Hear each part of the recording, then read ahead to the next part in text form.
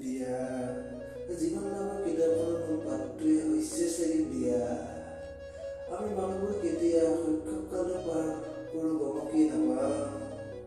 শৈশৱকালটো পাৰ হোৱাৰ লগে লগে আমি মানুহবোৰ যে কেতিয়া বিয়াৰ বয়সত ভৰি দিওঁ গমেই নাপাওঁ।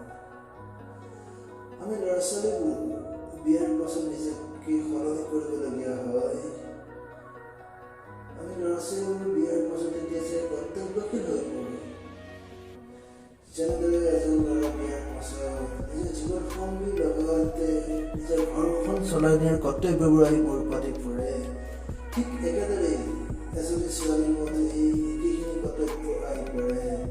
এজনী ছোৱালী বিয়াৰ পাছত ল'ৰাতকৈ বেছি কৰ্তব্যশীল হৈ পৰে, কাৰণ এজনী ছোৱালী বিয়াৰ পাছত এখন ঘৰ এৰি আন এখন ঘৰলৈ আহি আনৰ মানুহবোৰক বুকুত বান্ধি এখন ঘৰ চলাই নিয়াৰ কৰ্তব্যবোৰ আহি পৰে।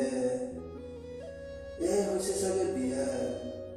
সঁচাকে দেই, বিয়াই আমাক মানুহবোৰক সলনি কৰি দিয়ে, কাৰণ বিয়াৰ পাছত আমি ল'ৰা ছোৱালীবোৰ কৰ্তব্যশীল হৈ পৰোঁ।